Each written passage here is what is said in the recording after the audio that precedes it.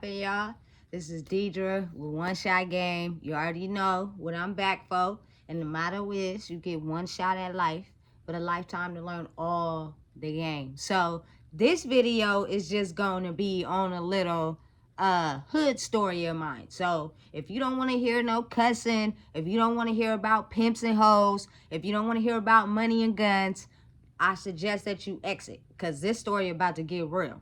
Story of how I met Little Tim. Now he goes by Mozzy. Now I'm gonna be real with y'all. We don't formally know each other like, he knows my name, I know his name. We don't know each other like that. But I know that if he was to see me and I was to see him, you will know that the connection is real because we have crossed paths before.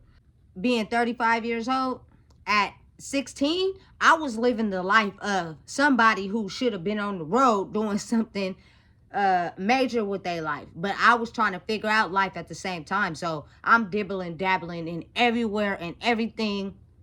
And I'm not really a street chick, but at the same time I've been on the streets. But my mom, she raised us on the sidewalk, but she was a free spirit, so she let us have a chance to be a free spirit as well. Start the story off by telling y'all, man, when I was 16 years old, I got to be able to take a look into the life of actually being around a full-time pimp, like real life full-time pimp with hella hoes though. And I'm talking about thousands and thousands of dollars that I seen in my face. I'm talking about nonstop weed, big houses, Mercedes, Corvettes, everything you could think of. I'm telling you, the fast life was exactly that, the fast life. Now, I'm not going to mention anybody's names because I don't want nobody to be like, oh, you should have asked me first, because I don't got time for all that. So I'm just going to let you guys know the characters' names, and then I'm just going to go from there. So at around like maybe 15, 16, my mom met this lady. I'ma just call her V. And turning into my godmom. It's funny because one day me and my brother was at her house, decided to ask her one day, will you be our godmom? And she was like, yeah. She was very, very pretty. Full blood Puerto Rican, but she from Oakland. Black. So I'ma just call her my godmom in this story. Call Little Tim's uncle, because I don't want to say no names, because I don't want nobody coming back talking about, oh, you told a story without asking me first. I don't got time for that. This time in my life, I'm 16 years old, right? My mom had just got out of a messy situation, being in a relationship, living in Vallejo at the time. And me, I wanted to stay with my godmom because the fast life was the fast life over there. And a lot of times while she was going on her trips, to be a prostitute in other states and cities, I was watching her daughter at the time. I wasn't getting paid, but I was getting a chance to experience and see that side of life, whereas my mom wasn't into none of that. Chance to experience none of that with her. But over here is where the life was fast at. It was going stupid fast. At my godmom house, right? She's with Little Tim's uncle at the time. And full blown top, you feel me, prostitute in the game. So she's a fast runner in the game. You feel me? Little Tim's uncle, he's like a head pimp. You feel me? Doing his thing in Sacramento. He's from Sacramento. Like, he is really out here winning. You feel me? Making dumbass money. So my godmom was his top lady. You know what I'm saying? So she got a house off of Fulton. I'm over there staying with her. And at this time, I'm 16, so I'm going to Encina at the time. But I'm watching the fast life, but at the same time, I'm going to school. And then I also fell in love with my first love. So not only am I juggling, trying to be in love, balance the fast life, babysit, just do a ton of different things all at once, right? Husband, which was, a dude that she married while he was in jail, and they called husband and wife. She was in love, but she was also the top head bitch in his organization, because this man had hoes. And this is Little Tim's uncle, by the way. So I'm telling you, I'm staying at her house. I'm seeing dumb weed. And at that time, I had started smoking already. I'm seeing dumb, you feel me, money coming through. I'm seeing, fat, lavish gifts. I'm talking about Mercedes Benz with mirror tint windows. Like the life is going fast at this moment for me, and I'm soaking it all in. But at this time, I'm young still. I'm 16, so I'm in my mind, I'm thinking like, fuck, this gotta be the life, man. You can't ask for nothing better than this. Come from where I'm coming from, we don't see this. Able to take a look from the inside, it was kind of like, damn. You know what I'm saying? Nights where Little Tim's uncle would go out and be out for nights and days at a time, you know, getting his money, fucking with these prostitutes, you know, and making sure he got them set up in the traps, taking them across the world, seeing different cities and states. Like, this nigga is really an international pimp for real. And when he come back, it was kind of like, okay, now I get to see the other side of life. Now, mind you, my godmom chill as fuck, but she like, you know, at the same time getting tired of the lifestyle, but she's doing it. You know what I'm saying? Because you know how a nigga smooth his way in, right? And he smooth his way in, you get to liking him and shit. Everything is all good, everything is cool. You know what I'm saying? And then next thing you know, he tell you he a pimp. He convince you to start getting into activities that he's doing, and now you turn out to be the top head bitch. So when I say my godmom, bruh, she was in and out of Sacramento, in and out of New York, Vegas, anywhere you could think of, all over the United States. And I'm talking about clocking dollars, man. When I told you I seen the most money I'd ever seen in my life by staying with her, I'm talking about thousands of dollars literally sitting on the table in front of me. House fat as fuck, everything plush, everything nice in that bitch. You feel me? To where it was like, damn, I'm trying to think how I can get this type of life. Because it was really real. But in the back of my mind, I'm thinking like, the only way you could really get it is if you be a prostitute. Was times where, you know what I'm saying, I would see her get all the money, you feel me, bring back bands and just hand it over to this nigga. And granted, he was providing her with a great lifestyle. I'm thinking to myself like, fuck, you feel me, is that really the lifestyle I want to live, to be able to accommodate and live like this? But at the same time, it's intriguing to me. So I'm like, all right, cool. So one day, Little Tim's uncle comes to my godmom's house, and I just happened to be there. I had just got out of school from Encina, and I had went to her house or whatever, because I was staying with her at the time. So I go to her house. He pulls up in his Lexus or whatever, and he got Little Tim and Eric with him, right? They come in the house. He in the process of making a CD or whatever, you know, because he rapped too as well. And make sure, I know this DVD is hella old, but it's called Sacramento. If you ever watch it, Uncut Volume 1, it's a DVD. It's like hood to hood. I'm in that bitch. So this time, life is going hella fast. So they come all in the house. He is trying to figure out, he got his little MacBook open, and they trying to figure out what verses and shit they gonna put on this CD or whatever. And at that time, I was smoking weed, so I'm just sitting on the couch and I'm just looking. But you know, coming from that era of life, women were basically looked frowned upon. You feel me? The niggas was the head honchos in charge, meaning, you feel me, they the pimps, they run the show, they got the money, you just sit there, look cute, and you feel me, mind your business. So I'm not saying shit.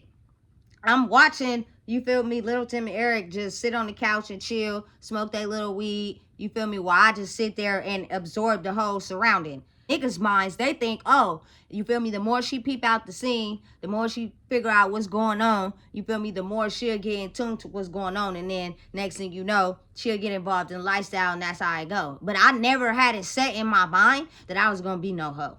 So figured out, listen, I'm trying to get this lifestyle that they live in, because it's great and it looks good, and I'm trying to, you feel me, be counting thousands of dollars or whatever, sitting on the couch, and they smoking weed, and they figuring out what verses they gonna put on these songs. That was the first time I ever met Little Tim. You know what I'm saying? And mind you, I'm at his uncle's house, who he shares with my godmom.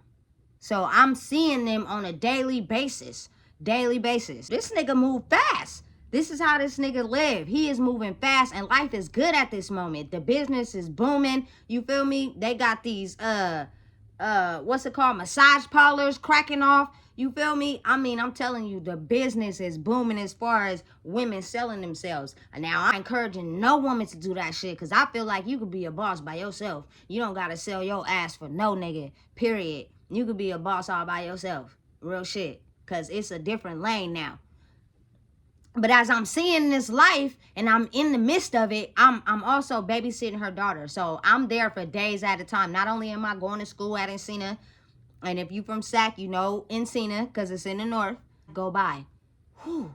You feel me? Niggas bringing in money. Niggas is riding in flashy cars. Niggas is smoking hella weed. When I tell you I met so many top flight niggas by fucking with my godmom like that, you feel me? That life was just, it was booming. It was fast. So that was my first couple of encounters with Little Tim. Because I'm basically like a young girl sitting in the midst of niggas and weed smoke. And niggas counting money. And niggas in studio sessions. And niggas pimping bitches. And you feel me? The life is just going by fast as fuck. That's probably the only glorious part of life that I had in the midst. As time is going on, I'm telling you, my godmom, she is doing her thing. She is pulling niggas cards out here. She was hella pretty, so she pulling in the big bucks. So after they got it all together, Little Tim's uncle moved them to Elk Grove. And at that time, I'm going to McClatchy now. But I'm falling in love. I'm not falling in love. I'm in love with my first love. So not only am I catering to that situation, I'm also over here babysitting my godmom's daughter while they didn't move to Elk Grove. And when they moved from off of Fulton to Elk Grove, that house in fucking Elk Grove was fat as fuck, boy. That motherfucker was cleaned in a bitch. That was my motto for what I wanted in a house. Because it was so big, it had everything in there that you can think of. That motherfucker was fat as fuck. And Little Tim's uncle had a Corvette. So one time he picked me up from the Home Depot on Meadowview, off of Meadowview. And I was going to go back to the house so that I could watch my godmom's daughter while she took a trip wherever she was going. And this nigga picked me up in a Corvette, right? I'm in the Corvette. I'm sitting in the passenger side. I'm like, damn, this is the motherfucking life. And when I tell you, you know how Elk Grove back then, before it got all popular, it was not barely that much shit in Elk Grove. So mind you, this house is like hella far down the street where you can almost go 100 miles per hour. And ain't no police gonna stop you because it's like hella deserted. So the house was like in the middle of nowhere. And it was like one of them newly built houses too, right?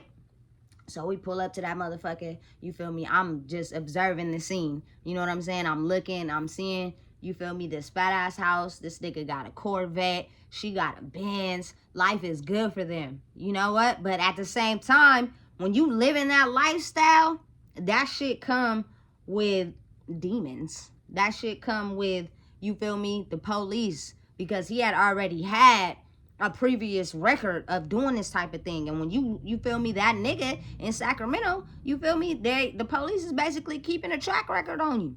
And long before they rode up on that house.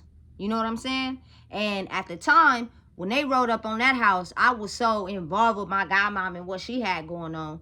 You feel me, that when the police pulled up on her, you feel me, because they did a raid in the house, she called me. She in the car though, and I can't, she got, you know how you call the phone and then you drop it so a person can hear your conversation? That's what she did. She called me and she dropped it. So I'm listening to the whole background. I hear her talking to the police. You feel me? I'm hearing her, you feel me, telling everything that's going on. They arrest her because they already had a track record on Lil Tim uncle. They already knew what this nigga was up to. They already knew what he had going on. You know what I'm saying? And they knew his dealings in the streets or whatever. So she called. I hear the whole conversation. They lock her up, send her to jail. I think this is like this nigga's third time going to prison for pimping and pandering. You know what I'm saying? Gets out of jail because, of course, you know, she's not held for that long. So when she gets out, she comes to my house on 2nd.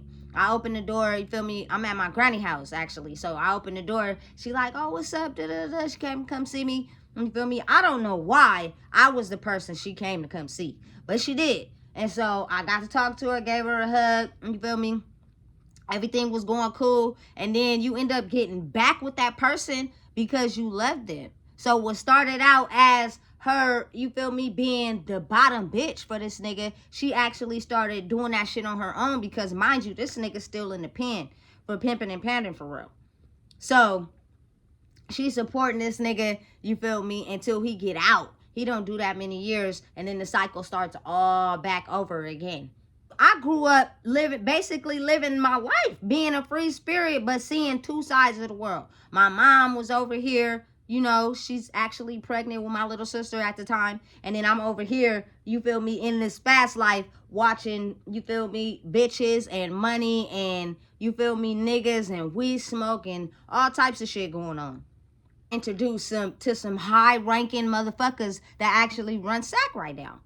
But people would be like, damn, little old Deidre from Sacramento, you feel me? We don't really, yeah, because a lot of the moves I was making in my life, I wasn't telling nobody. You was either involved with the shit I had going on or you wasn't. So it was times where I would have to sit in the car with my godmom and she would drive to Frisco and work out there for a couple of nights. And I'm sitting in the car hella high off of, you feel me, 8-hour energy shots. You feel me, staying awake so that make sure nothing happened to her car while she and, you feel me, doing her thing, getting her money in. You know what I'm saying? I don't advise it for any woman, but I seen, you feel me, a female make top dollar.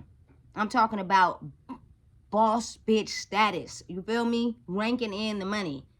And of what I wanted to do with my life, but I didn't want to do it that way. I don't encourage it for anybody because you really got to be on your shit. You really got to know what you're doing. This nigga is a boss, I'm telling you. So he already had years and years in the game in this shit. So he already knew how to make chess moves with this shit. This nigga is hella smart. You know what I'm saying? So it was easy for him to capitalize off of that profession. A lot of people who get into that profession these days think that it's going to work the way all these boss niggas got it going in Sacramento. And if you notice, it's only like a few boss niggas that actually pimp bitches that's actually out here living rapper lifestyles. And then you have the ones that's making a couple dollars every night to stay in a Motel 6 and support their weed habit and buy some food. But it's a drain on the women who are involved in this type of lifestyle, especially if you're fucking with the type of nigga who got his own habits and y'all both struggling trying to keep it together. Like, it's only gonna be a repeated cycle of you going out on the streets, Stockton, Watt, whatever, making a couple dollars, y'all post up in the hotel, y'all buy some weed, you feel me, you buy some food, and that's that. And then you're out on the street and you're doing it again. And it's a repeated cycle. A lot of niggas in the game do not get anywhere. They don't have no cars. They don't have no apartment. They just steady doing the same repeated cycle of, you feel me, putting their females on the street, hoping they make money for the night. And they get to stay in a hotel, smoke their little weed, you feel me, and eat or whatever. That's just mainly how it is. And as the time has got more advanced in life, mind you, this is when I was 16. I'm 35. It's not like that no more. You know what I'm saying? That profession is kind of getting kind of old. Like, you got to really be a boss nigga and know what you're doing. And even some of the bosses, like his son, is a boss nigga. You know what I'm saying? Who actually is making money off that shit as well. But you got to go into different things.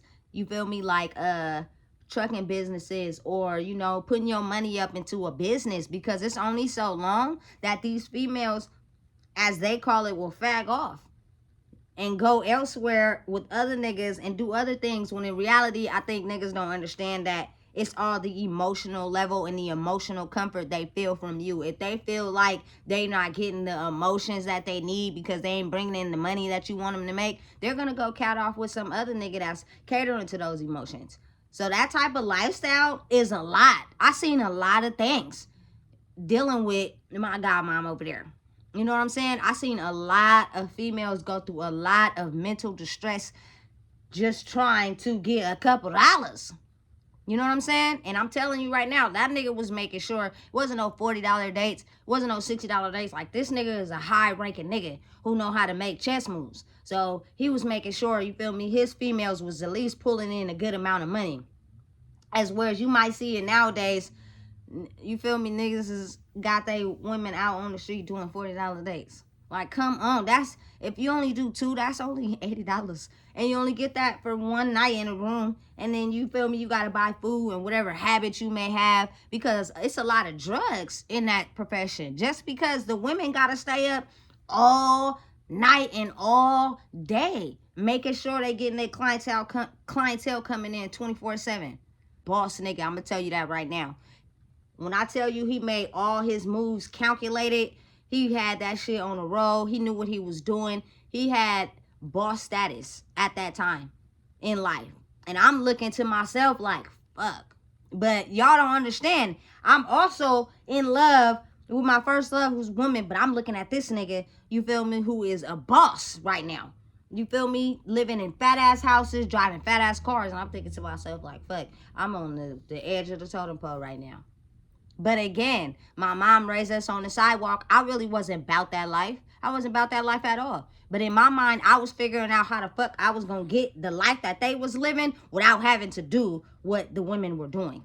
Because it's a lot of stress that comes with that. Continuous drinking, continuous drugs, staying up all night.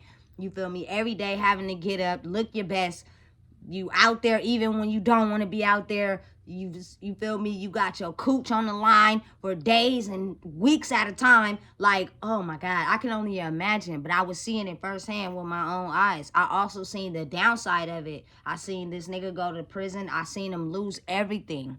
Houses, cars, stripped of everything, and having to start all over. And eventually, because at this time, I'm still talking to my godmom. I'm still, you feel me, going around her. I'm still checking on her, seeing what she's got going on. At the second prison sentence that this nigga got, it was for a long time.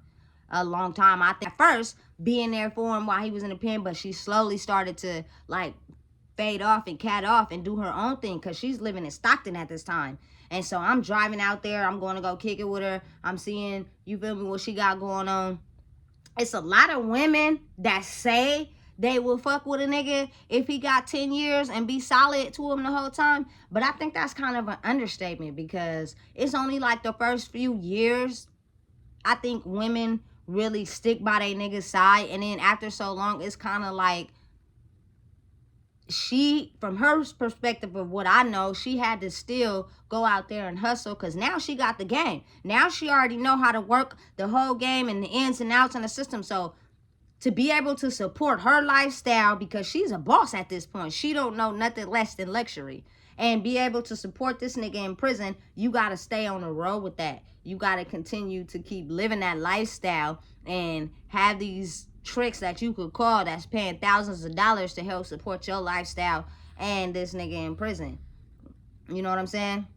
Now, don't get me wrong. Every woman don't fade on that nigga after, when he's in prison. Because I did 1.5 years for somebody. I waited. I didn't cheat. Nothing. I was faithful. I was solid. I had money on the phone. I sent packages. All the shit.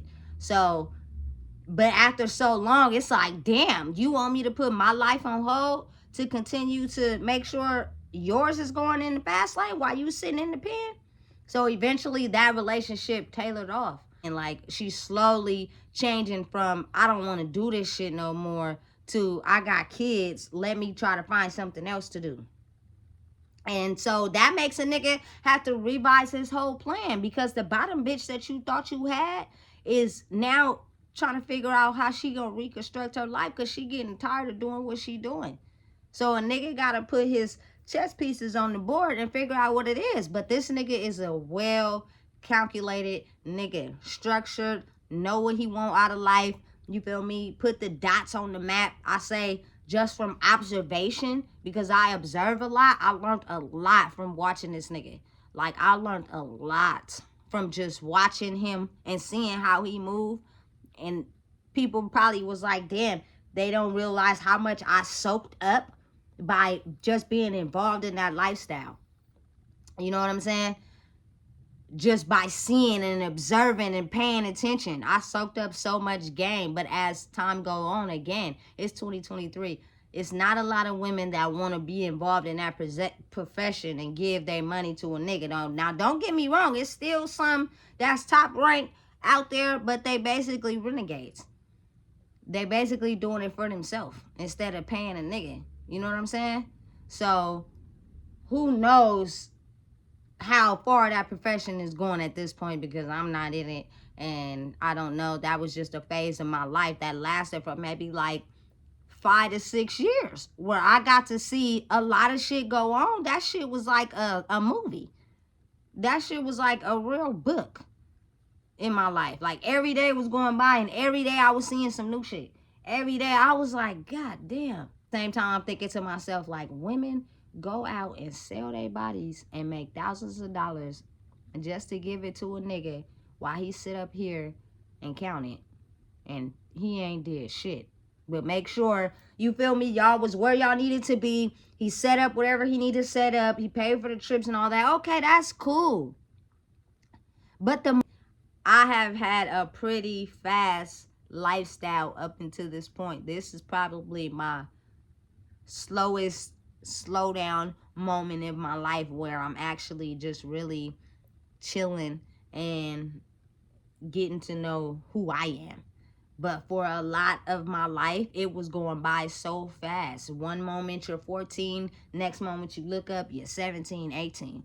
And mind you, this high-ranking nigga had found out about my brother being killed while he was in prison. It is a lot of people in my family that I know that's in prison that said they found out about my brother being killed in prison. I don't know how the fuck it reached that far, but he must have been the nigga. He must have been out there living his life and clicking up with people and, you feel me, chilling with people who actually, you feel me, took a liking to my brother. And when he got killed, that shit spread like wildfire to where I was amazed. Like, damn, people in prison really know that my brother died? That shit was crazy.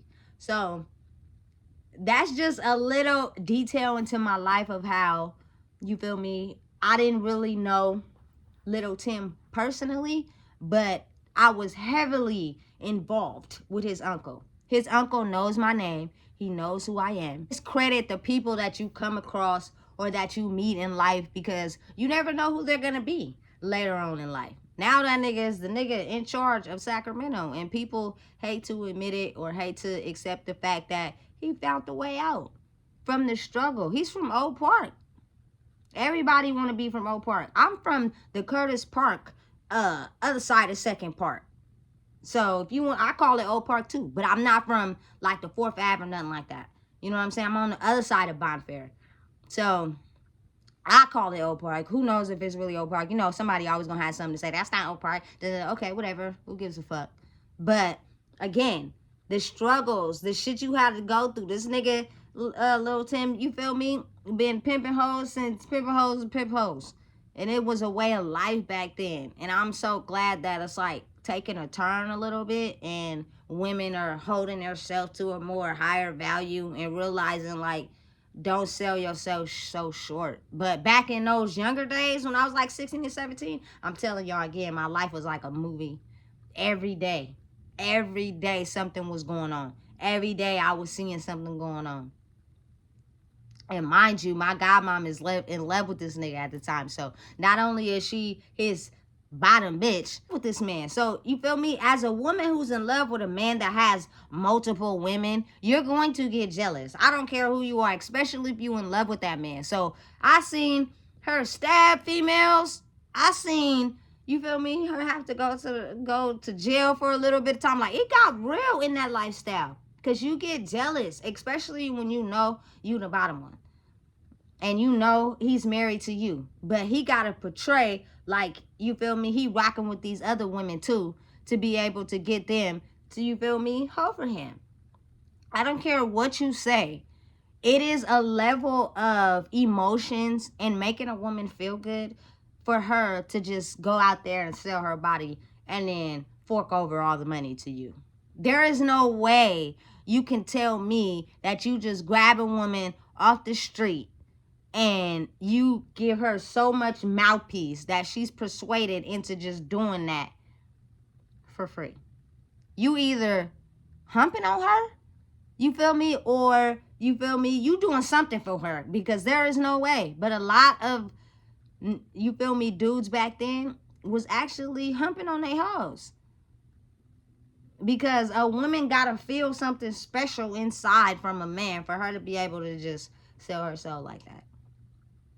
But that's when I was like 15, 16, 17. Sacramento was popping. It was known for pimps and hoes. It was climbing up the ranks from little girls to teenagers, you feel me, to young women. Everybody was out here doing it. Everybody was out here, you feel me, selling themselves for a little piece of change. Now, not everyone, but if you looked around and observed, you can kind of pay attention and see everybody was trying to live the good life.